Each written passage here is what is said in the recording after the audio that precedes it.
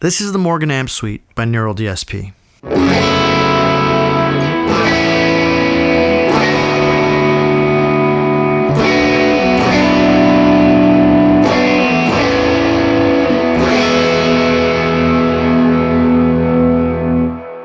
It's pretty awesome. You are watching SoundLearn. If you're anything like me, you're not a big fan of amp simulation. I've been stuck with Guitar Rig for a very long time. When it first came out, I was like, this is really cool, but I was also like 18 at the time. And I just kind of stuck with that as my sort of standard when it came to tracking guitars directly into a DAW. But now I've stumbled across some new friends, which have kind of changed my mind about amp simulation and how good it can be. The first thing you're going to notice here on the Morgan's Amp Suite is that it's very nicely organized into a plugin. You can run it standalone or you can run it in your DAW, and I like that a lot because sometimes I just want to play guitar. I'm going to be honest, the first thing that attracted me to this was the presets. And I know a lot of people are like, yeah, but presets are just supposed to be a starting point. You're supposed to be entirely original, and you're not a good engineer or producer if you're using presets. I don't care. Honestly, like, yeah, tweak it eventually, but there's no better feeling than hopping onto any sort of plugin and within 30 seconds to a minute finding a sound that you really like or that inspires you to start writing something. There are so many good presets here, to the point where I was like, I want to make some presets, and they're actually available for download for free in the description for this if you end up checking it out. You have 5 different tabs here that all do what they say. It's pretty self-explanatory. Your first one is the pre-effects. That's all your dynamic sort of based effects. So you've got a compressor, 2 overdrives, and a tremolo, and you can just add those, tweak them however you want. They work like pedals. It's what you would expect. Next, you have the amp head, and there's 3 different models here that you can pick from, hence it being called a suite. You can kind of switch between the AC20, PR12, SW50R. These might be based off of real amps. Are Morgan amps a real thing? Hold on. You know what? I'm going to own it. I didn't know they were a real amp company, but I guess I'm a fan now. Anyways, these are modeled off of their amps. The AC20, PR12, and the SW50R. I won't go super in depth with them, but basically the AC20 is a little bit more limited in terms of what you can do. You just have a power and a cut filter sort of and your volume. And you have your PR12, which introduces dwell, which I assume is like presence, some reverb, bass, and treble controls. And then the SW50R, which is the big boy, gives you a lot more control, reverb, bass, mid, treble, and a couple different switches here that you can explore to get the tone that you like. And something that I always bothered me about some of the other plugins that I've used is that they're all very like catered toward being super crazy effects and stuff like that.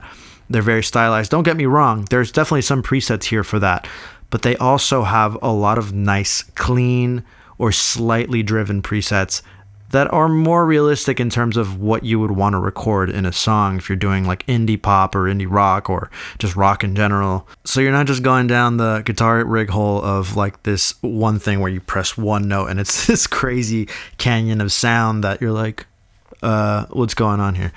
And is borderline unusable unless you're making ambient music. In any case, I digress. The next tab is the fun one. This is the cab tab. I didn't plan that. That's just how it sounds when I say it. It's the cab tab. And this is really cool because you can really just play around here with mic placement. And a lot of the times I use other plugins that claim to be giving you control over mic placement. They never really feel convincing. This one's pretty obvious. I know what a SM57 sounds like when amped up. And it sounds a lot like that. And that's a very close miking, but if we get away here and we really add some distance, and we move the position around, the overall tonal quality of it changes without necessarily changing the tone of what you're getting out of the amp. And so outside of that, it's cool that you can then add a second mic, and you might be wanting to use more of like a ribbon mic here. So let's get this a little bit closer to how it was before. You even have the option to put it off axis. So we're going to put this off axis. So now you have the ribbon pulling a lot of the weight if I take off the 57. And and that's bringing in a lot of the lower tones that the 57 wouldn't normally pick up. So it's really cool that like once you have your tone and you kind of have your preset, you can even tweak it further by really playing around with the mic placement, and you can change the phase, and there's a lot of control over that. So that alone, I think, is a really cool feature. The next tab is a post EQ tab, which I think is really cool because it's pretty aggressive. It's not subtle, I'll tell you that much. So for example, if I want it to be brightener, I kind of push up the 4 8K, for example, not much, and already. Oh yeah, that's crispy. But if I was thinking maybe that's a little bit too harsh and I want to pull that down.